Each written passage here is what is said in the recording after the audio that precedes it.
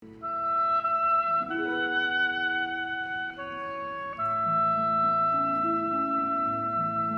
acara Features kita hari ini adalah Insinyur Hendy Suryanto yang mendapatkan sarjana teknik sipil dari Universitas Gadjah Mada dan saat ini menjabat sebagai Presiden Komisioner dari 6 perusahaan, yaitu Cahaya Mas Cemerlang memproduksi unit pengolahan limbah beracun dan berbahaya, Wastek yang mengolah limbah beracun dan berbahaya padat dan cair, Universal Eco Pacific yang merupakan perusahaan daur ulang, Medigas yang merupakan kerjasama operasional dengan rumah sakit untuk penyedia gas medis, Arviro yaitu konsultan analisa dampak lingkungan, dan Karya Teknik Mulia yaitu transportasi limbah. Dan masih ada banyak lagi sebenarnya ya. Iya, iya. Bagaimana Anda bisa tiba sampai kepada titik ini Pak? Dari perjalanan Anda secara karir, secara keseluruhan kalau boleh diceritakan. Iya. Ya, nama saya Hendy Suryanto ya. Saya lahir tahun 1951. Sampai saat ini usia juga sudah 71 ya. Saya adalah lulusan sarjana teknik sipil Gadjah Mada dan istri saya dokter gigi Fakultas dokter gigi di Gadjah Mada juga. Kita lulus kita nikah pada tahun 1976. Kemudian 1977 kita membentuk perusahaan di Yogyakarta karena saya memang asal Yogyakarta ya. Namanya PT National Equipment and Engineering. PT ini bergerak khusus di bidang produksi unit atau alat untuk pengolahan tempe dan tahu yang merupakan mungkin makanan pokok Indonesia ya. Kemudian juga unit pengolahan rotan dan bambu. Ya. Karena pengrajin tempe dan tahu ini di dalam mengolah tempe dan tahu ini kan sangat tradisional, yaitu diinjak-injak tidak higienis ya, sehingga mereka sebagai pengusaha tidak bisa dikatakan pengusaha, sebagai pengrajin ya, sehingga strata di bidang usaha ini sangat rendah ya. Pada waktu itu Presiden Soeharto merasa harus meningkatkan harkat martabat mereka ya, kemudian kita ditantang untuk membuat alatnya. Kita mencoba mengeksperimen selama 6 bulan, akhirnya kita berhasil menciptakan mesin yang sederhana pada waktu itu cuma harga 125.000 per unit. Mesin ini ternyata menarik perhatian Presiden Soeharto, ya. Kemudian kita diberi order untuk seluruh pengrajin di seluruh Nusantara. Ya. Wow. Itulah mungkin rezeki pertama. Ya, kemudian kita berkembang lagi karena kita pikir Indonesia ini memiliki hutan rotan yang terbesar di dunia. Sekitar 83% populasi rotan di Indonesia. Sekian persen lagi ada di Filipina yang dikuasai oleh gerilyawan Moro. Ya. Sehingga pada waktu itu banyak rotan-rotan yang diekspor ke luar negeri tanpa diolah di dalam negeri. Sehingga yang dapat nilai tambah luar negeri. Indonesia tidak dapat nilai tambah. Ya. Sehingga pada waktu itu, ini pemikiran kita sendiri, kita bukan dari pemerintah, ide ini. Sehingga kita mencoba membuat produksi alat atau mesin pengolahan rotan, ya, dan hal ini juga menarik perhatian Presiden Soeharto karena sempat perusahaan saya dan produk ini dibicarakan di Binagraha. Ya. Nah, atas apa yang telah kita lakukan ini, pemerintah menganggap kita mempunyai jasa di bidang kepeloporan, sehingga pada tahun 1986 atau 7 saya lupa ya, dari pemerintah memberikan penghargaan Upakarti pada perusahaan saya dan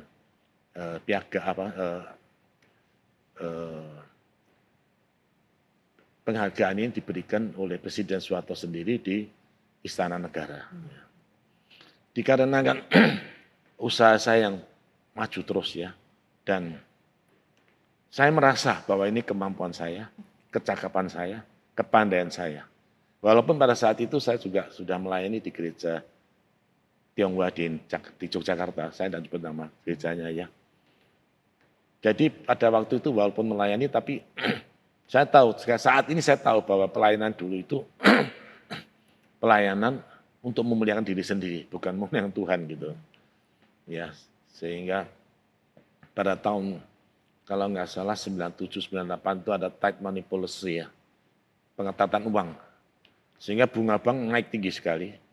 Kita sudah tidak mampu lagi bayar bunga bank sehingga kredit kita macet, kita punya kredit kepada orang-orang lain juga macet semua. Sehingga perusahaan saya bangkrut, semua aset saya berupa rumah dan pabrik disita. Saya hanya bisa seru-seru pada Tuhan untuk bagaimana menolong saya gitu ya. Kemudian ya puji Tuhan saya dikaruniai oleh Tuhan seorang istri yang baik, istri yang dalam keadaan apapun setia mendampingi saya. Dan juga 3 putra dan 1 putri yang betul-betul mengasihi Tuhan juga mendampingi saya sehingga I'm not alone gitu ya. Ya, sekasar. Kemudian Tuhan memberikan petunjuk pada saya bahwa saya harus pindah Jakarta. Ya, pindah Jakarta dari kota Jogja pindah Jakarta kan not so easy. Saya tidak ada saudara, tidak ada teman yang mau dekat sama saya. Semua lihat saya seperti orang lepra, orang kusta, menjauh semua. Saya juga menjauh. Tapi saya tahu Tuhan bersama saya. Karena pada saat itu saya mengalami kehancuran, saya betul-betul tidak pernah nyalakan Tuhan. Tapi saya nyalakan diri saya sendiri. Ya. Sehingga, tapi saya dalam perjuangan ini, walaupun saya kadang-kadang depresi, tetapi saya jaga suasana kita harus sukacita terus. Ya. Dan saya tidak pernah bersungut-sungut sedikit pun. Karena saya tahu Tuhan tidak senang kalau anak-anaknya sungut-sungut. Ya. Kemudian saya di Jakarta, dan kita bikin usaha baru lagi dengan nama perusahaan PT Cahaya Cemerlang.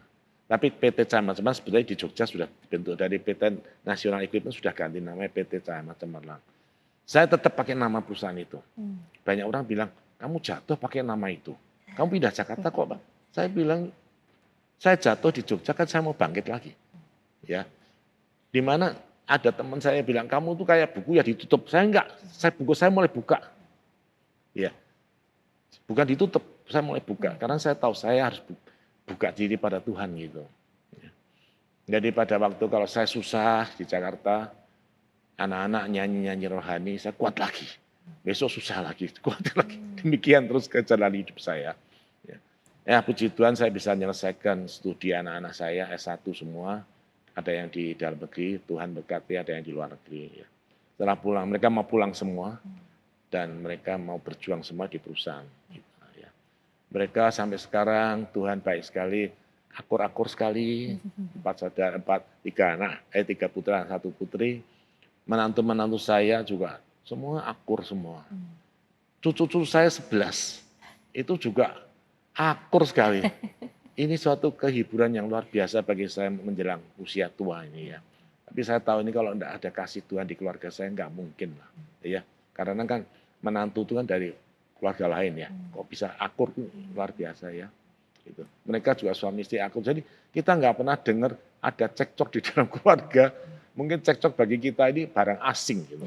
Ya, gitu. Ya, akhirnya saya setelah anak-anak juga bekerja di Jakarta, mereka bentuk itu. Dulunya kita hanya PT Cahaya Cemerlang, terus anak-anak terus minta, kenapa kita hanya bikin alatnya, kenapa kita tidak ngolah limbahnya? Ya, ini semua itu saya merasa tuntunan Tuhan, karena pada saat itu ada orang Jerman dari Henkel, itu perusahaan Jerman di Jakarta, di Serang itu datang ke perusahaan saya. Dia bilang, aku tidak beli mesinmu. Gitu. Karena pabrik saya itu bersih sekali, aku tidak mau ngolah di pabrik saya sendiri. Pabrik saya ini sudah kayak hotel bintang 5. Saya mau minta kamu bisa enggak ngolahkan limbah saya. Ya, ini luar biasa kan. Nah, inilah membuka pikiran kita, kenapa kita tidak bikin pengolahan limbah sendiri. Ya. Jadi PT Cahaya Cemerlang pabriknya di kawasan industri Pulau Gadung, kemudian kita cari lokasi di kawasan industri Krakatau Steel di Cilegon, karena dekat pabrik-pabrik banyak ya. Gitu. Ternyata buka betul-betul bisa mendapatkan banyak customer gitu. Kemudian pikir lagi kenapa ini semua Tuhan memberikan ide kepada anak-anak tadi berkembang ya, inovasi lah ya. Kenapa limbah itu kok diolah gitu aja, padahal limbah itu kan terkenal dengan 3R ya. Satu adalah reuse, langsung bisa dipakai lagi. Kedua adalah recycle, diolah dulu baru dipakai lagi. Tiga, baru kalau limbahnya itu sudah tidak bisa dipakai, baru reduksi. Jadi PT Wastek Internasional itu mereduksi, jadi menghilangkan lah gitu. Ya. Tapi yang sebetulnya paling tinggi nilainya itu reuse. Ya. Di dunia itu 3R itu paling bagus reuse, bisa pakai lagi. Jadi limbah itu punya nilai ekonomis gitu. Atau di recycle. Sehingga kita mendirikan lagi PT Universal Eco Pacific di kawasan industri di Cikande untuk ngolah recycle ya. Kemudian tiga perusahaan ini sekarang berkembang di mana-mana. Semarang juga sudah punya pabrik, Surabaya Tuban juga sudah ada pabrik. Kemudian di Pasuruan juga ada pabrik. Kemudian di Makassar, lalu ada lagi yang di Medan, kemudian ada di Palembang. Karena kita harus mendekat ke limbah, ya, sehingga tidak banyak transport gitu. Kemudian juga kita mendirikan juga karena mengurus izin itu kan harus ada AMDAL ya, analisa dampak lingkungan ya. Kenapa kita tidak bikin perusahaan AMDAL ya, juga bisa layani orang lain. Lalu PT Arviro ini di bidang konsultan AMDAL. Ya, kemudian limbah itu kan harus diangkut ya, butuh angkutan dong. Ada lagi PT Karya Teknik Mulia. Lalu kemudian putra-putri saya punya ide. Ini kita kan hubungannya dengan rumah sakit kan hampir berapa ribu rumah sakit itu pakai alat kita, dia bilang gitu. Ya. Mereka tuh sering mengeluh yang di luar pulau kalau oksigen itu kan harus didatangkan dari pulau kapal-kapal pakai kapal-kapal dari Jawa, ya. Kalau ombak besar gimana? Pelaut juga enggak bisa nelayan juga enggak bisa ambil ikan. Mereka juga enggak dapat gas. Ternyata itu banyak yang menimbulkan kematian karena oksigen itu kan kebutuhan pokok daripada lebih dari obat kan. Ya. Kenapa kita tidak ngajak rumah sakit kerjasama aja. Kita beli alatnya dari luar negeri, pasang di rumah sakit itu. Kerjasama operasional. Ya. Jadi yuk satu hari pakai ambil udaranya dari Tuhan ya. Ya. Kemudian kita bisa monitor dari Jakarta lewat satelit. Anda satu hari pakai berapa, yuk bayar berapa gitu. Ya, sampai sekarang udah ada 50-60 rumah sakit yang menjalin KSO dengan perusahaan kita. Nah semua ini seperti Pak Tong yang sampaikan ya. Pak Tong terakhir saya pernah dengar dia ngomong begini. Kalian ya di dalam pelayanan ya, itu harus banyak ada inovasi. Dan inovasi itu harus dilaksanakan tiap tahun. Jadi jangan monoton gitu. Demikian kalau itu dimasukkan di dalam dunia usaha juga sama. Ya, kita tentu ada pesaing ya. Tapi kalau kita banyak inovasi, itu kita akan bisa survive gitu. Ya. Ini penting sekali. Dan ini saya camkan betul-betul kepada putra-putri saya. Ya. Jadi sampai sekarang itu perkembangannya. Ya, saya tiap tahun ada berubah. Sekarang ada lagi PT baru untuk bikin pipa PVC dan HDPE. Karena putra saya jadi kecuali tadi dia memproduksi unit pengolahan limbah B3, dia sekarang juga produksi septic tank. Ya. Jadi idenya keluar terus ya. Tuhan ngasih ide. Saya bilang kamu tuh dikasih Tuhan loh. Ya. Septic tank karena Anda tahu ya, orang-orang di daerah-daerah pinggir kali kan buang kotoran sembarangan tuh. Ya. Bikin berak atau kan sembarangan masuk ke sungai gitu. Nah, ini merupakan suatu program infrastruktur dari pemerintah Jokowi yang ke-7 bahwa sanitasi dari masyarakat harus diperbaiki. Sehingga mereka membutuhkan septic tank yang banyak sekali untuk Indonesia. Ya. Jadi akibatnya anak saya import mesinnya, membuat septic tank dulu dari bentuknya kayak dari plastik gitu. Kemudian dari situ berkembang lagi. Dia bilang, "Papa, Kenapa enggak perpipaannya sekalian kita produksi? Kan safety tank itu kan ada Iya. pipa-pipa. Ya, bentuk lagi pipa perusahaan lagi. Jadi terus merangkai gitu. Nah ini yang tiap tahun itu mungkin eh, berkembang terus. Kemudian juga Mhm. sekarang dia bilang lagi, Pak, ini ini cuma dicampurkan anak muda ya. Ini penting ya, ide-ide seperti itu. Ternyata rumah sakit di daerah itu kebanyakan kesulitan listrik. Waktu kita melayani mungkin Anda tahu ya, kita ada tim asikasi ya, yang saya pimpin ya. Itu waktu kita melayani di Palu, itu mereka banyak kan nggak ada listrik. Sehingga apa namanya vaksin-vaksin itu kesulitan untuk dipelihara. Vaksin kan harus di tempat Oke. dingin. Kita juga nyumbang pada itu beberapa apa solar cell ya. Jadi solar cell matahari itu ya. Nah itu sekarang program itu di pemerintah butuh sekali, banyak sekali. Kan kita bikin pabrik solar cell di Jakarta. Jadi tiap tahun tuh ada Ada produk aja ya baru terus inovasi sehingga baru. Mhm. ini kita boleh boleh ngomong ya. Pada waktu resesi gara-gara COVID itu ya, omset kita naik 2 kali lipat, Wah. 3 kali lipat. Ya, kita bisa nampung tenaga kerja, banyak yang kena PHK, Mmm. kena apa pemutusan beban kerja, Mmm. kita tampung semua. Mmm. Mhm. Mhm. Itu suatu hal yang apa mengembirakan saya karena kita bisa menjadi saluran berkat Mmm. ya Mmm. dan apa namanya eh, seperti kita pelayanan rumah sakit juga. Bukannya saya senang orang sakit loh ya. COVID itu kan banyak sakit ya. Ya, tapi pada waktu itu tahu ya, pada waktu COVID itu luar biasa banyak limbahnya. You tahu nggak apa yang kita lakukan? Harga saya turunin. Mmm. Harga jasa kepada masyarakat saya turunin. Mmm. Bukan ambil kesempatan. Mmm. Kalau orang kesempatan, orang you butuh saya kan pelayanan untuk limbah rumah sakit itu kan kan pelayan kan. Kalau enggak you numpuk di rumah sakit gimana? Mmm. Kita turunin harganya supaya enggak beratin mereka gitu. Mmm. Ya. Itulah jadi itulah yang kita lakukan sampai hari ini ya. Mungkin ada pertanyaan lagi? Oh, ada banyak, Pak.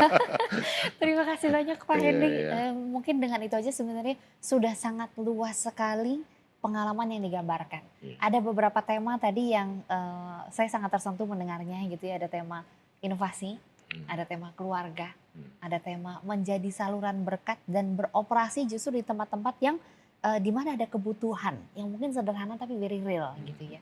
Jadi saya rasa itu sangat luar biasa dan menjadi contoh bagi anak-anak muda dan profesional muda yang sedang mhm, memperhatikan. iya, Mungkin ada satu hal yang tadi pertama bikin saya renyuh gitu ya, karena salah satu topik kita adalah interaksi antara iman dan kerja. Tadi Bapak bilang, "Saya sadar sebenarnya pada waktu saya muda, itu saya memuliakan diri sendiri." mmm, Padahal pekerjaan yang Bapak kerjakan itu sungguh memang memajukan pengrajin kecil, mmm, sungguh memang memajukan ekonomi banyak orang di mmm, Indonesia. mmm. Bagaimana caranya Bapak sekarang memandang apa yang memuliakan diri sendiri dan apa yang betul-betul menjadi pelayanan, bahkan dalam bekerja? Iya, yang saya rasakan itu adalah, memuliakan diri. Ternyata saya memuliakan diri itu supaya saya itu lebih dikenal orang. Bukan Tuhan yang dikenalkan, tapi saya yang dikenalkan itu. Ini kelemahan saya, baru sadar gitu ya.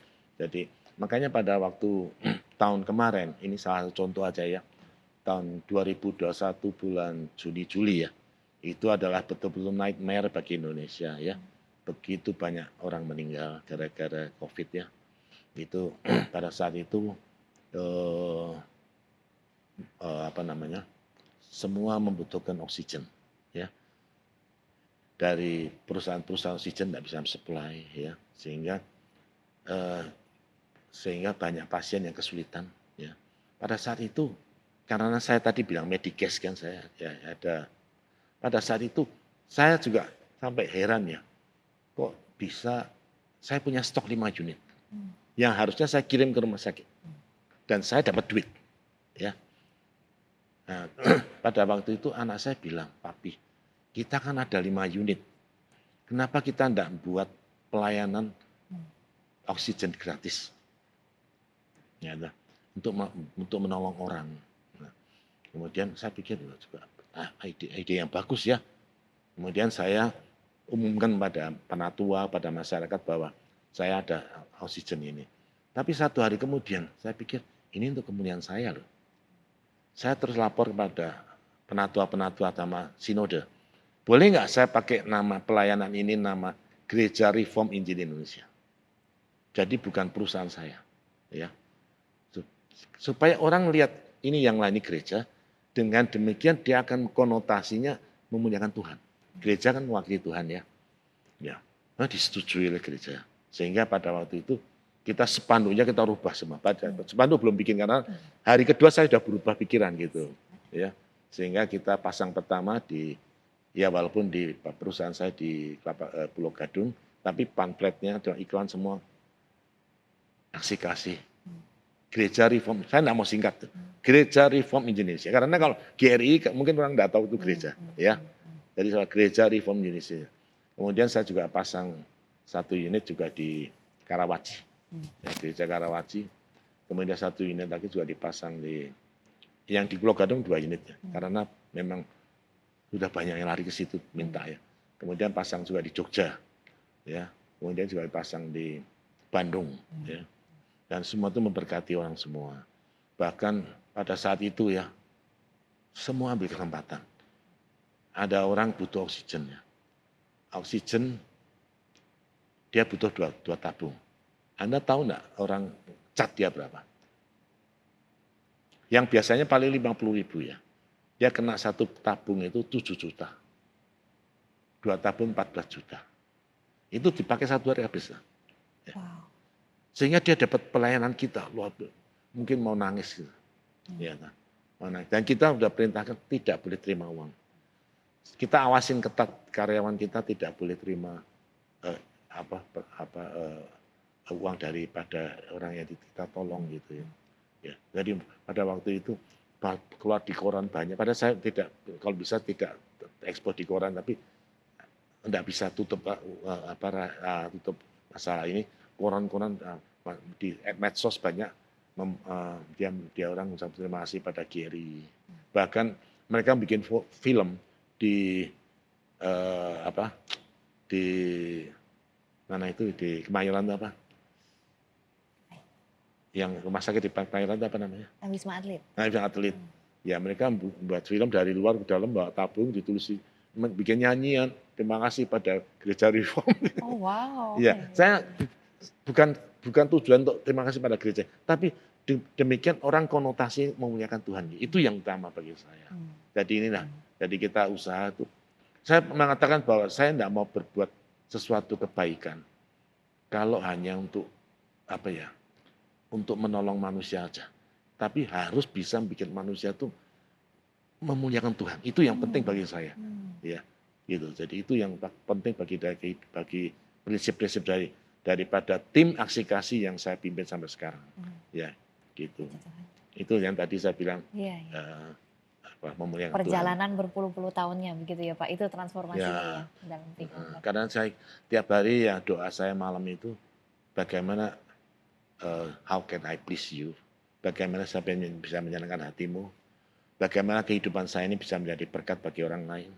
Bagaimana saya bisa ikut memuliakan Tuhan untuk memperluas kerajaan. Itu doa tiap malam saya dengan istri. Ya. Wonderful, thank you so much Pak. Ada satu hal lagi yang kembali berkali-kali muncul begitu ya Pak, bahwa Bapak itu berkali-kali mengambil rugi sebenarnya demi untuk. Itu rugi ya, tadi saya tadi kalau 5 unit itu saya bawa kirim luar ya, saya satu kan dapat 100 juta tiap bulan, 500 juta masuk kantong saya. Kalau 3 bulan 1,5 M. Tapi saya bilang sama luar rumah sakit, saya bilang Pak, Bapak kan pandeminya nggak berat toh, yang berat kan DKI, ya Bapak bisa tunda dulu nggak? Ya itu kan mereka mau, tapi kan saya rugi uang 1,5 miliar. Itu baru satu kejadian, belum kejadian-kejadian lain yang tadi Bapak ceritakan begitu ya. Itu kan keputusan yang luar biasa besar ya Pak ya. Apalagi perusahaan itu Bapak bukan sekedar profesional, Anda memang pemegang saham terbesar begitu ya.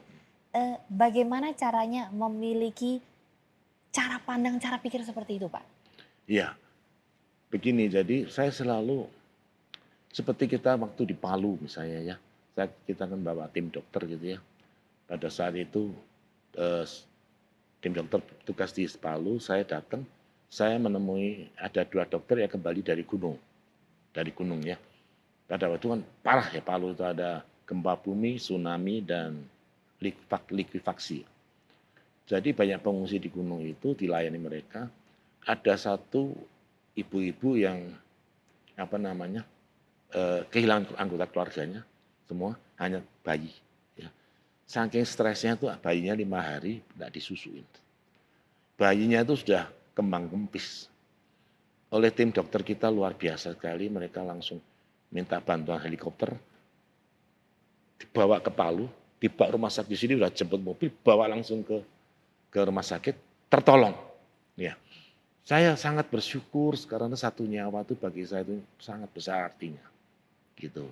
Ya, jadi kalau hidup kita ini bisa menjadi berkat dan bisa menolong sesama ya, itu saya sukacitanya dibanding 1,5 miliar itu enggak ada artinya. Betul-betul sukacita. Itu ini saya tanam kepada teman-teman dalam tim Asih-Kasih dan keluarga saya bahwa satu nyawa itu sangat berarti di hadapan Tuhan. Gitu. Ya, itu. Sangat indah sekali Pak, terima kasih. Ini tadi Bapak katakan Bapak share bukan hanya kepada teman-teman tapi juga untuk keluarga. Keluarga Bapak sekarang sudah besar begitu ya, Bapak udah jadi kakek gitu Yeah. ya. Apa yang menjadi prinsip Bapak dalam, tadi Bapak menyebut gitu ya, istri saya juga adalah bagian dari perjalanan bisnis saya.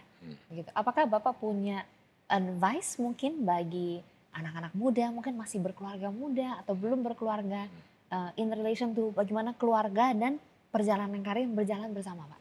Ya, jadi kalau anak-anak muda yang belum menikah terutama ya kalau saya sarankan ya di dalam mencari pasangan hidup ya mesti doa sama Tuhan. Ya karena seperti anak saya kan yang paling besar kan dapat hamba Tuhan kan, Stanley ya, kenal ya? Stanley Maria. Yang ini punya Oh gitu. lulusan I STTRI, see, wonderful. tapi jurusan musik gerejawi, ya orang Bandung. Jadi mesti berdoa sama Tuhan, berikan pasangan hidup yang memang Tuhan yang tentukan gitu. Jangan berdasarkan mungkin nafsu, mungkin dari permukaan, dari luarnya. Ya, saya selalu bilang anak-anak jadi cari istri yang mau susah bersama, seperti mamimu begitu. Jangan maunya cari senangan yang bersama. Itu penting sekali. Ya, karena keberhasilan seseorang suami itu tidak terlepas daripada ada nyonya atau istri yang luar biasa di belakangnya. Itu. Ya, jadi kalau saya ngalami kesusahan, saya seringkali istri saya juga ngapain gitu dipikirin, enggak usah dipikirin. Itu. Ya, dia punya pribadi yang sangat kuat sehingga saya bangkit lagi begitu. Ya, jadi itu di dalam keluarga saya begitu dan itu tadi kemudian kekuatan kita ini terus terang ya kecuali Tuhan yang utama itu, kedua juga keluarga. Ya, kalau punya keluarga yang strong dan harmonis ya, itu apapun usaha karena kalau orang Tionghoa bilang, saya boleh pakai Tionghoa sedikit ya, jia he wan shi xing. Kalau keluarga ini akur, bikin usaha apapun jadi. Tapi kalau tiap hari ini cekcok sama cekcok itu nggak ada berkat. Ya, gitu. Itu sangat menarik Pak. Apalagi Bapak sendiri sudah dengan sangat sukses bukan hanya menyekolahkan, tapi mengedukasi anak-anak sendiri sehingga mereka juga jadi pemimpin bisnis yang sangat sukses nih Pak. Pesan apa yang mungkin Bapak mau bagikan kepada para pendengar kita? Bagi mungkin umur 25 sampai 35. Iya, ini terutama karir. menyangkut umur ya. Ini memang you bilang 25 sampai 35 ini suatu umur yang sangat berbahaya. Ya. Terutama ya kita sedikit memakai filosof daripada China kuno yaitu Konghucu. Ya, Konfusius yang hidup di tahun 551 tahun sebelum Masehi. Ya, dia seorang filosof besar ya. Dia memang manusia ini dikelompokkan sama dia. 30 tahun, 40 tahun, 50 tahun, 60 tahun, 70 tahun. Ya. Dia bilang begini, 30 tahun ini ada masa seseorang mencari identitas sendiri. Masa ini susah diberi nasihat. Karena dia punya, saya pintar sekolahnya, saya lulusan luar negeri kok. Ya, papa, orang tua tahu apa. Ini bahaya. Tapi nanti kalau sudah 40 tahun, dia sudah stabil. Jadi 30 tahun masih muda, jatuh, mudah ditipu orang, ditipu ya. Kalau sudah 40 tahun dia sudah mulai stabil ya. Kalau sudah mulai 50 tahun dia sudah mencari kehendak Tuhan. Kalau sudah 60 tahun dia sudah bisa mendengar nasihat yang mungkin menusuk telinga dia. Ya. Kalau sudah 70 tahun dia sudah, kalau Konfusianis bilang, dia sudah sempurna hidupnya dan tidak melanggar hukum lagi. Nah, jadi anak-anak muda sekarang yang 25, 35 tahun, saya terhadap anak saya begitu, kalau sudah 35 tahun susah dikasih tahu. Ya, tapi nanti kalau sudah kebentur-bentur kepalanya, ya baru mencari Tuhan, ya baru kita bisa kasih tahu. Tapi saya tidak menyalahkan bahwa ini memang mungkin apa ya, perjalanan hidup seseorang itu begitu. Seperti saya juga dulu begitu. Panjang sekali ya Pak ya Iya, perjalanan. jadi itu 30 ada. baru mulai ya Pak? Enggak, maksudnya ya ada ini Iya kelompoknya iya gitu iya ya, iya. kelompok-kelompoknya Aduh seperti luar itu. biasa, sangat menarik sangat menarik. Iya, Ada pelajaran atau prinsip-prinsip lain Pak mungkin, terutama iya, tentang keluarga dan bisnis keluarga iya. juga? Jadi eh, saya banyak pesan-pesan juga pada pemuda-pemudi ini ya. Ingat, kalian otak yang kecil ini jangan Anda andalkan bahwa ini kemampuan Anda, kehebatan Anda. Nothing. Ya, you are nothing. God is everything. Itu harus penting. Ya, kalau dari muda you sudah bisa punya pikiran seperti itu, bahwa Tuhanlah segala-galanya, yang mengatur segala-galanya. Tanpa Tuhan you do nothing. Ya, itu saya sangat menghargai orang seperti itu. Ya, dan Anda akan lebih lebih berhasil di dalam kehidupan Anda, terus menjadi berkat bagi sesama dan harus memuliakan Tuhan. Itu pertama ya. Kedua, dalam keadaan susah, kita harus tetap bersyukur dan pegang tangan Tuhan. Sehingga dan dalam keadaan berhasil, kita juga harus tahu bahwa kita harus berpegang tetap Tuhan. Dua kondisi ini itu yang menyenangkan hati Tuhan. Karena ada orang susah, dia nyalakan Tuhan. Ada orang berhasil, dia merasa dia hebat. Ini akan menyakiti hati Tuhan. Ini yang penting ya. Ingat ya, Tuhan tidak pernah hutang sama kita. Apa yang kita berikan ke Tuhan, Tuhan itu akan membalas. Waktu kita berikan Tuhan, Tuhan akan berikan waktu pada kita. Ini ingat, jadi Tuhan jangan bilang Tuhan hutang budi sama kita. Tidak ada. Kita tidak bisa membalas hutang budinya kita pada Tuhan. Ini penting sekali. Ya. Dan di dalam menjalankan perusahaan ya, jangan menggunakan sistem atau cara-cara yang menjijikkan di hadapan Tuhan. Ya, you tahu ya apa yang saya maksud dalam menjijikkan di hadapan Tuhan. Misalnya ada customer minta macam-macam ini itu, ya, saya tidak pernah melayani. Ya. Mungkin ada yang takut Pak, nah kalau ada dilayani nanti customer hilang Pak. Gitu. Bagaimana cara supaya customer itu tidak minta sesuatu yang aneh? Kita tunjukkan dulu identitas saya. Saya ini adalah, misalnya saya ini adalah aktivis di gereja. Saya selalu begitu. Ya, kita ketemu customer. Sehingga orang itu mau ngomong sudah takut. Ya, tapi herannya makin saya begitu, makin orang lebih percaya sama saya. Dan order tetap diberikan kepada kita. Karena orang ini bisa dipercaya. Nah, ini sesuatu yang, karena anak muda seringkali tergoda ya. Apa? Itu babi minta ini, minta itu. Nah, ini menjijikkan di mata Tuhan, ini harus dijaga. Ini godaan-godaan di dalam bisnis kita ini. Ya, jadi jagalah kesucian, kemurnian. Jaga hati Tuhan, jangan marah sama kita. Ya, tiap hari introspeksi diri, tiap hari berdoa, minta pembaharuan iman kita, memurnikan hati kita dari Tuhan, dan minta pengampunan dari Tuhan atas mungkin ada perbuatan yang kita perbuat yang tidak sengaja atau sengaja. Ini pesan pada anak-anak muda. Ya. Jadi setelah saya pindah di Jakarta, kita berusaha lagi di usaha baru di Jakarta ya. Dan dalam waktu 3 tahun saya bisa melunasi semua hutang-hutang saya kepada rekan-rekan saya di Jogja. Sehingga saya tidak mempermalukan Tuhan. Kemudian juga yang sesuatu yang mungkin menarik perhatian bahwa pada waktu itu kan saya sudah disita, mungkin dari bank itu masih kurang. Jadi karena pinjamannya lebih banyak daripada mungkin ya jaminan gitu ya. Saya jadi masih ada utang, kemudian saya datang kepada banknya. Ya. Saya bilang saya mau melunasi. Banknya bilang, bank pemerintah, loh Anda kan sudah tidak ditagih toh. utang Anda ini sudah dihapus. Ya toh, ya sudah dihapus. Tapi saya bilang, saya sebagai anak Tuhan tuh saya tidak boleh punya utang sama negara.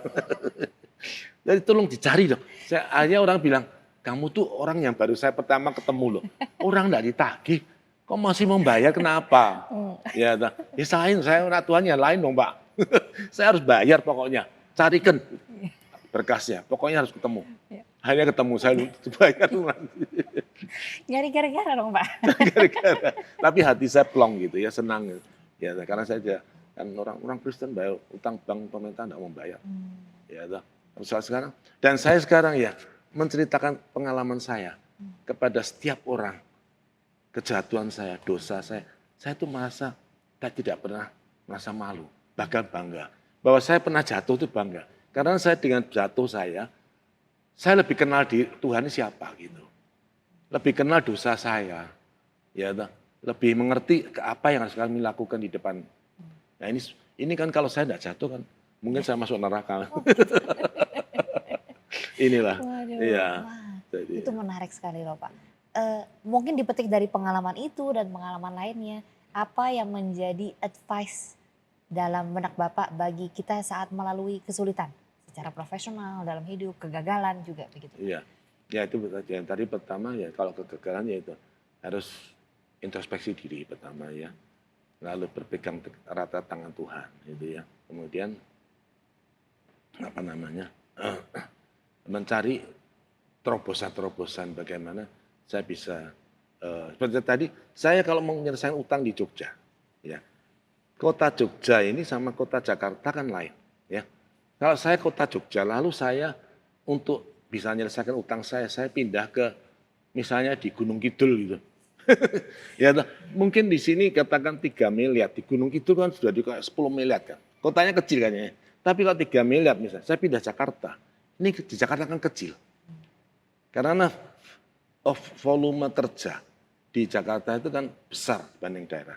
Ya, terutama Jogja ini kan, misalnya katakan saya pada sadar bahwa Jogja ini kota pelajar ya. Jadi sebetulnya tidak cocok bagi saya yang seorang pengusaha di bidang manufacturing saya tidak cocok gitu. Kalau saya usaha di Jogja sebagai seorang menjual peralatan sekolah segala mungkin cocok gitu. Jadi itu harus butuh pimpinan Tuhan. Tuhan mau apa saya perbuat supaya saya bisa keluar daripada kesulitan ini. Jadi saya susah ngomong karena ini personal kita dengan Tuhan. Kalau resep lalu dibikin sama nggak mungkin gitu ya. Karena tiap orang kan beda. Hanya bagaimana you mau betul-betul berserah pada Tuhan itulah yang bisa Tuhan bicara pada kita ya.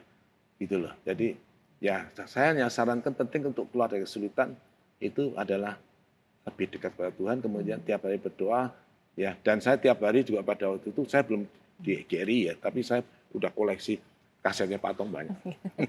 Saya tiap hari dengerin kasetnya Pak Tong terus ya. Pak Tong di situ banyak khotbah-khotbah yang membangkitkan semangat ya. Pada waktu itu saya bilang Pak Tong kemarin, Pak Tong, saya dulu itu dengan khotbahnya Pak Tong begini. Ya sekarang kamu menghina saya ya. Coba nanti 10 tahun lagi, yuk lihat saya siapa. Ya ini wah saya betul saya harus bangkit ini. Saya nggak mau dihina orang terus gitu. Ya, nah, bagaimana cara bangkit? Nah, ini perlu ya dengar khotbah orang-orang besar seperti dia. Pak Tom bilang, wah syukurlah cari berkat kamu gitu. Iklan ya Pak, kan founder dari RCRS Pak Tong kan? Iya, tapi kenyataan loh. Iya. Betul, dulu kan masih kaset yang pita itu zaman dulu. Itu. Ya saya dengerin dari itu terus. Kemudian iya. tahun 2002 baru bergabung ke GRI saya. Memang saya pada waktu pindah Jakarta, saya kan tidak punya teman, ya. Saya masuk di karismatik. 10 tahun adalah. Tapi saya cuma pikir, aduh kok kayaknya nggak cocok itu saya gitu ya.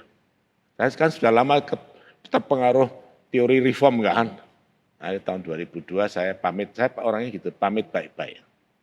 Ya, saya ngomong bahwa visi kita mungkin beda. Jadi saya mau pindah ke GRI gitu. Ya walaupun pada saat itu ya mungkin kecewa mereka, tapi daripada saya paksa-paksa diri saya, akhirnya saya pindah ke GRI begitu. Ada satu yang Bapak kerjakan juga sebenarnya dalam gereja Reform, terlepas dari tapi paralel dengan pekerjaan Bapak, yaitu tadi tim aksi kasih, begitu ya Pak ya. Mhm, Jadi udah ada banyak yang dikerjakan di sana, provisi oksigen, mhm. juga dengan, keberadaan cabang-cabang di luar Indonesia ya Pak ya, Iya, jadi iya. bisa komplement gitu. Apa yang mendorong Bapak sehingga bisa, eee, apa prinsip yang mendorong tim aksi kasih itu sendiri Pak? Maksudnya gimana? Prinsip-prinsip yang mendorong pembentukannya dan juga, Iya. eee, iya yang menjadi motor dari tim aksi kasih itu sendiri? Sebetulnya saya ditunjuk jadi ketua itu sebetulnya saya juga tidak tahu. Karena saya juga saya belum apa-apa di gereja ya, karena saya belum lama ya. Kalau saya tahun 95 ya, jadi Mmm, 2005, jadi saya baru 3 tahun, saya juga belum istilahnya belum belum atesasi gitu ya. Tapi pada waktu rapat saya diundang, rapat tim kecil gitu loh. Tim kecil kok saya ditunjuk gitu. Ditunjuk untuk memimpin ini. Ya, dasar memang saya itu kan suka di bidang sosial dan bantu orang ya. mmm, Saya terima tugas itu dan ternyata eh, saya dapat dukungan dari Pak Tong juga. Ya, Pak Tong di dalam hal ini dia pernah bilang, Hendy, kalau kamu pimpin ini ya, saya minta kamu tidak boleh beda-bedakan suku, mmm, tidak boleh beda-bedakan agama, ya, tidak beda-bedakan lagi umur atau segalanya lah. Harus kamu perlakukan mereka sebagai semua itu apa insan ciptaan Tuhan gitu. mhm, Ya. iya, Sehingga memang kita kayak di Lombok kita tuh hampir orang Muslim semua. mmm, Kita bisa gali sumur, kemudian ngambil air dari gunung sehingga 30 desa bisa diairi. Kemudian di Palu kita bangun 44 gereja, mmm, kemudian di mana Mamuju 8 gereja, sekarang mmm, lagi bangun di mana di Sumba Timur 4 gereja. ya, Ya, kemarin juga kita juga mengadakan vaksinasi sudah ke 5 kali ya di mmm, RMCI ya. mmm, Lalu kemarin Sabtu juga kita karena masa masa puasa ini kan kalau tidak salah orang Muslim itu tidak boleh mmm, sumbang darah. mmm, Sehingga rumah sakit pada kekurangan darah. I see, iya, Iya. Kemudian kita kemarin mengadakan donor darah mmm, terkumpul 106 kantong kita mmm, sumbangkan ke rumah sakit eh, Darmais iya, ya untuk mereka bisa dipakai oleh pasien di situ. Jadi wonderful, masih banyak program-program ya kita akan apa mungkin kalau Tuhan berkenan kita akan mengadakan gerakan untuk apa operasi katarak oh, di daerah-daerah gitu ya iya, yang minus gitu ya mmm, gitu sehingga mereka kan Tuhan Yesus kan juga obati matanya orang jadi betul, lihat. Kita belajar selaput itu, dia ya kita belajar dia untuk supaya orang bisa lihat lagi baik begitu baik, iya ya. iya iya, Dan oh itu indah sekali, teman-teman semua kita ada 11 orang, 10 atau 11 orang itu satu hati semua mmm, untuk melayani seperti itu. indah ya Pak ya.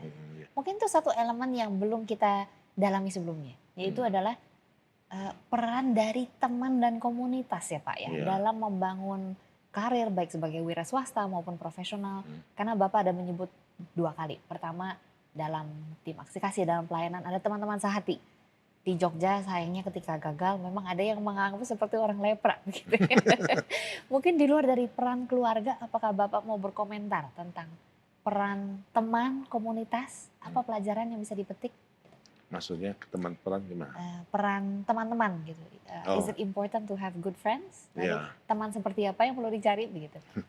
ya teman saya itu Oh Pak iya. Ferry. Iya, jadi kita harus cari teman-teman dalam hal ini ya. Jangan kalau orang Tionghoa itu bilang jiuru bengyu. Jadi jiu itu arak, du itu bengyu. Jadi du itu daging. Mmm, Jadi jangan cari teman-teman yang bisanya hura-hura. Ya, maksudnya itu cuma bisanya clubbing-clubbing ya untuk senang-senangan. Kita anak-anak saya semua tuh kebanyakan pelayanan mereka. Walaupun mereka baru 30 tahun, 40 tahun, tapi sudah seperti ada satu menantu saya pada waktu itu dari budaya. mmm, Pada waktu itu walaupun dia dibaptis tapi karena mau kawin kan, mmm, ya tapi kan belum ada iman ya. Terus saya mengatakan pada anak saya ini kamu gimana ini istrimu, tapi dia juga orang itu punya hikmat. Sudah Pak, Kalau waktunya Tuhan datang akan lain lah. Betul nggak sampai 2-3 tahun ya tersentuh, wah pelayanan luar biasa. Jadi karena ya pergaulan teman itu, teman kita harus cari teman yang betul-betul baik, teman-teman yang bisa eh, apa saling memajukan, ya saling mengisi. Kemudian ada lagi satu sorry pakai Mandarin itu saya background Mandarin sih ya. Izin, isi tan, sentuh seniensu. Jadi kalau kita ketemu sama orang gentleman, bicara sebentar aja, itu melebihi kita 10 tahun. Ya. Jadi kita harus cari orang-orang yang memang cinta Tuhan pertama, kedua, ya mereka berilmu lah, ilmu pengetahuan gitu. Ya. Jadi orang tua saya dari dulu ngajarin saya dari dulu. Kamu ya kalau besok, saya masih muda sekali, ketemu sama om-om gitu, ya. Lalu dia tanya sama kamu, gimana pandangan kamu mengenai ekonomi Indonesia misalnya? Ingat ya, kamu jangan banyak ngomongnya. Kamu kalau ngomong, kamu merasa kamu pintar kan? Kamu diukur sama dia. Dia itu lebih tahu dari kamu. Ya, lebih baik apa? Kalau menurut Om gimana?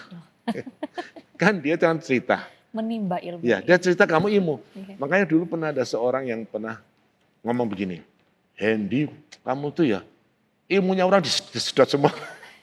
Tapi saya senang dengar kok gimana. Saya senang dengar. Ya, orang lain gini saya dengar. Karena saya dapat ilmu. Karena ilmu saya kan benar-benar. Kalau banyak ilmu masuk, saya cross check di dalamnya, yang cocok saya ambil. Saya diperkaya kan. Nah ini jadi perlu di. Luar biasa Pak. Kita akan putar fokus sedikit Pak. Dari tadi kita bicara tentang prinsip-prinsip hidup. Saya mau masuk sekarang kepada prinsip-prinsip bisnis dan related juga dengan pertemanan, yaitu persaingan. Bapak sempat menyebut sebenarnya domain di mana ke-6 perusahaan ini beroperasi, memang ada persaingan yang lumayan ketat ya Pak ya. Apalagi dalam industri seperti itu. Margin juga kadang lumayan tipis begitu ya. Apa yang menjadi prinsip Bapak dalam menghadapi persaingan? Ya, jadi begini ya. Ini yang penting sekali saya tanamkan kepada eksekutif muda di perusahaan saya, ya, yang profesional, bahwa usaha ini harus punya inovatif pertama ya. Kedua, bagaimana usaha itu di dalam bagaimana mencari suatu efisiensi yang tertinggi tidak mengurangi kualitas. Ini contoh sebagai orang tua saya. Saya banyak sekali diajari orang tua ya. Orang tua saya ini tinggal di Jogja. Dia adalah perusahaan pedagang kayu jati, ya, dan penggergajian kayu jati. Ya. Dia kayunya semua ambil dari Jawa Timur. Dulu pada waktu kan dikirim pakai truk-truk ya. Terus ayah saya bilang, pinggir saya ini kan ada stasiun kereta api. Ya, toh. Kenapa saya tidak ngangkut kayu dari Jawa Timur pakai kereta api, pakai lori-lori itu. Dulu tidak ada yang ngangkut pakai itu. Kemudian orang tua saya menghubungi PJK pada waktu itu, menceritakan, boleh nggak saya kalau kayu saya diangkut dengan lori itu? Oh boleh, ongkosnya turun sekali. Sehingga orang tua saya itu menang di bidang persaingan. Ya. Jadi kita bagaimana bersaing dengan bisnis sama bisnis, tapi kita harus punya cara-cara, trik-trik tertentu untuk mengurangi cost, ya, sehingga bagi orang lain itu rugi, bagi kita mesti untung banyak. Karena begini, you jual beras, saya juga jual beras, you ambilnya dari si A, saya jual si A. Kenapa saya masih bisa tahan, yuk bangkrut apa? Ya, padahal marginnya sama. Mungkin saya ngangkutnya pakai cara seperti sana kita lihat dari China bisa begitu maju ya. Itu ternyata begini, jadi dia bisa ekspor garment ke Amerika. Murah sekali. Kenapa bisa murah? Ternyata Amerika itu pesan kontainer ke China. Ya, ingat ya, dia pesan banyak sekali. Kontainer waktu dikirim ke Amerika itu isi apa kosong? Kosong kan? China masukkan garment ke situ. Kan murah sekali daripada kosong, ini diisi aja. Gitu loh. Nah ini trik-trik seperti itu dalam dunia bisnis itu harus harus dipikirkan terus. Jadi makanya tadi Pak Tof inovasi trik, tapi trik tidak nakal ya, tidak licik dia.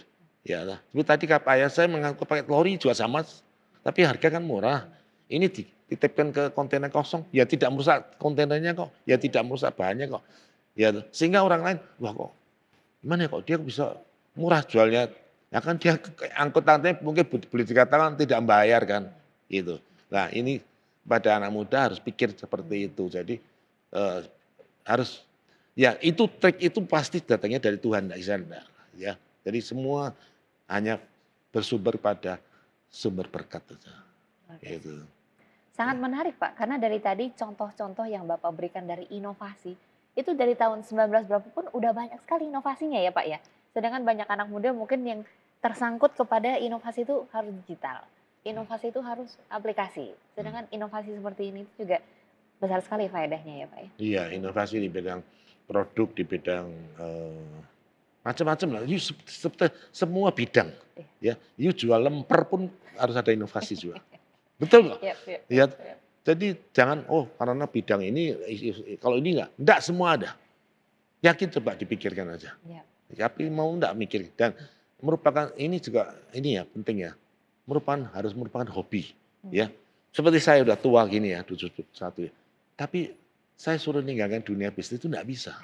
Karena itu hobi saya ya. Sesuatu itu kalau dikerjakan dengan hobi sama sesuatu dikerjakan karena kebutuhan hidup lain loh. Betul nggak? Kalau kita bikin hobi, bikin perencanaan gitu, goal, waduh senangnya minta ampun. Ya, tapi kalau ya kepaksa lah, kalau nggak kan nggak hidup, itu susah. Ya, kemudian juga kerja harus sukacita. Ini salah satu contoh lagi untuk Ayu ya. Ada pengusaha pengusaha Hong Kong yang hijrah dari China. Ya. Dia jadi berhasil kaya di Hong Kong. Ya. Lalu orang tanya, kamu tuh resepnya apa sih kok bisa jadi berhasil? Dia mengatakan apa? Saya harus mencintai apapun Hong Kong. Saya harus mencintai kemacetannya Hong Kong. Gitu, ya. Apapun yang tidak enak saya di Hong Kong itu saya harus nikmati. Ya. Saya pikir betul juga karena dia kan istilahnya cuma bersyukur terus lah. Coba kalau dia di Hong Kong, aduh sialan ini macet, aduh sialan ini, itu nggak ada berkat. Ya, jadi saya kalau di Jakarta macet ya saya enjoy aja. Ini penting sekali bahwa tidak boleh bersungut-sungut kan.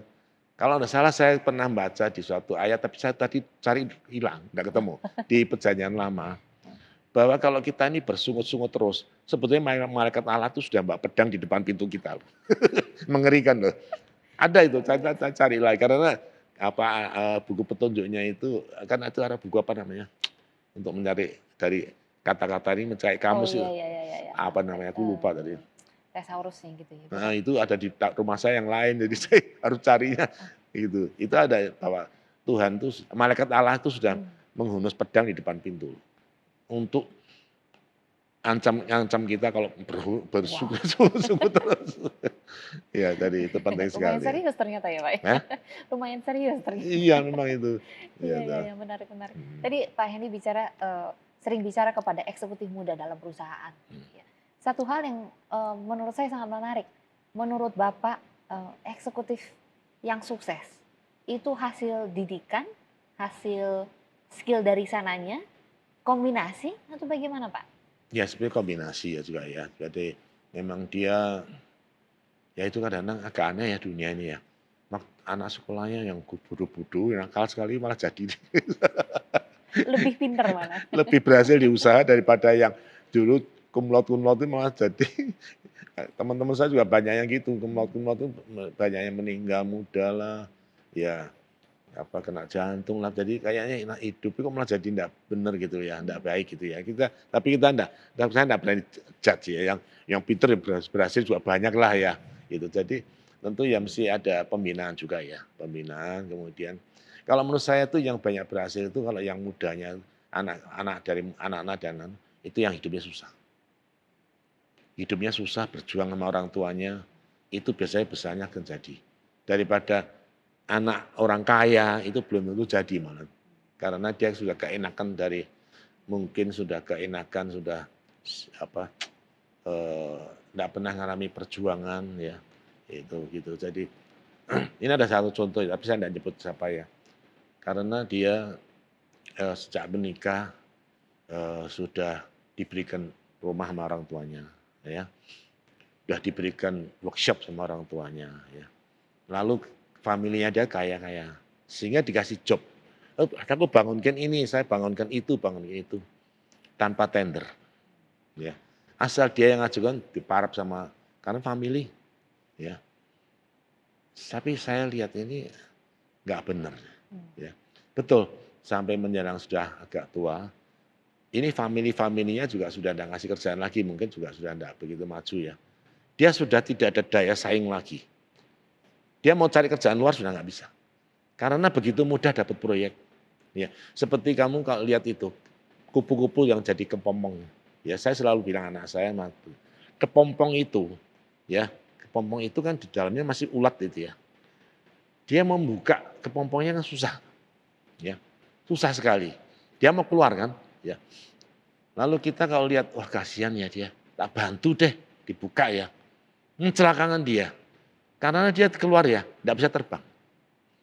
Sebabnya pada waktu dia buka kepompongan, dia berjuang. Darah dia itu masuk ke sayapnya dia, darah dia. Pada saat itu, ya. Tapi kalau kita dibuka kan darahnya nggak ngalir, tidak bisa berjuang. Akhirnya dia tidak bisa terbang, dia malah mati. Jadi kalau kita didik anak ya itu harus kalau ada kesulitan, anak saya menghadapi kesulitan gitu ya. Ibu saya, nyonya saya bilang kasihan, enggak kasihan, biarin. Ini latihan untuk dia, daripada besok dia tua susah. Ya toh, gitu. Jadi biar dia latihan ngalami kasus ini, kasus itu, ya. Sehingga nanti dia tua udah penuh hikmat. Nah, nanti tua dia ngadepi masalah udah anggap kecil. Tapi kalau you jaga dia, ya di dalam apa ya rumah yang emas bikinnya gitu. Nanti tua tidak bisa hidup sendiri ya. Nah seperti itu. Itu adalah sebuah hak ya, berjuang itu adalah hak ya Pak Iya, ya? dan itu harus disyukurin. Saya enggak pernah kasihan anak saya. Kalau dia pusing gitu, enggak apa-apa, ya paling kita doakan dia aja. Ya toh, karena ini proses pendewasaan dia, gitu. Ya. Mungkin pertanyaan terakhir dari saya Pak, apa yang menjadi kesempatan-kesempatan yang harus bergegas kita genggam sebagai profesional muda? Dan di sisi lain seperti tadi, apa bahaya-bahaya yang harus diwaspadai Pak pada masa muda? Ya itu tadi, ya pertama dia baru mencari identitas sendiri kan, itu susah untuk diberitahu, ya. Nah kita beritahu tuh jangan begini loh, kalau dia gagal ya, lalu kita ngomong, "Syukur lu, kasih tahu nggak mau," itu tidak boleh, Mmm, ya. Karena ini proses pendewasaan, ya. Kadang orang tua gitu, "Kasih tahu nggak mau, udah kapok lu," ya, itu nggak boleh. Saya nggak pernah, kalau anak saya ngalamin kegagalan ya kita doakan untuk dia gitu ya. Nanti kan dia nggak mungkin ngalamin gitu lagi kan, ya toh, gitu. Jadi itu yang pertama harus jaga ya, karena dia baru mencari identitas sendiri. Nah, itu wajar kalau menurut saya gitu. Ya syukur kalau dia bisa dengar saya ngomong gini berubah ya. Bisa langsung menginjak taraf 40 tahun otomatis mau gitu lima ya. puluh tahun. Kalau bisa begitu luar biasa. Kakak saya pernah bilang gini, "Waduh, tahu gitu aku waktu muda dulu, aku baca buku-buku ini. Aku mau nggak mungkin kamu waktu umur 30 tahun kamu baca silat pasti." Ya, karena itu udah masanya itu kan suka yang gitu-gitulah ya. Tapi kalau bisa begitu ya, moga-moga apa yang saya sampaikan bisa jadi berkat bagi Mmm, mereka lah ya. Maksudnya itu masih muda, tapi kayak Pak Tong pernah bilang begini, "Saya kalau melihat orang itu tidak lihat dari tuanya kok. Ada orang yang sudah 50 tahun, 60 tahun tidak pernah baca buku satu pun atau apa. Tapi ada anak muda yang 30 tahun dia sudah membacanya begitu. Dan dia betul-betul bisa punya hikmat melebihi daripada orang tua itu. Ya, nah ini makanya saya sekali selalu ya dapat banyak pelajaran dari Pak Tung. Ya, dari itu kedua, ya masalah itu tadi, jangan merasa dirinya tuh hebat gitu. Sampai kapanpun dia masih muda sampai tua pun, we are nothing. God is everything itu harus ditanamkan dalam diri dia, dalam kehidupan semuanya itu. Karena kalau dia sudah we are everything, udah habis gitu. Karena dia nggak mau dengar lagi omongan orang, bahkan teguran Tuhan ya nggak mau dengar lagi. Lebih-lebih kan Tuhan nggak kelihatan kan, gitu loh. Nah, yang kelihatan saya nggak mau dengar, ya. Nah itu yang pokok-pokok yang harus diwaspadai. Jangan ikut-ikut cara-cara bisnis yang kotor gitu. Biarinlah lawanmu pakai cara-cara begitu. Nantinya Tuhan tetap berkati kamu. Seperti yang saya jalankan. Dan untuk itu jangan begini. Kadang-kadang kalau orang sudah ngomong, kita kan sudah susah nolak, sungkan kan. Lebih baik kita ngomong di identitas. Pak saya ngomongnya enggak salah kan? Pak saya aktivis gereja Pak, gitu aja. Dia sudah enggak berani ngomong, tutup mulut dia pasti. Itu aja pesan Bagus saya. sekali Pak, luar biasa Pak Hendy. Terima kasih banyak atas waktunya. Sayang Sama-sama. sekali mungkin kita tutup dulu di sini untuk acara features kita pada hari ini. Ya. Thank you so much for your time. Saya yakin kita banyak menyedot ilmu nih dari Pak Hendy pada hari ini.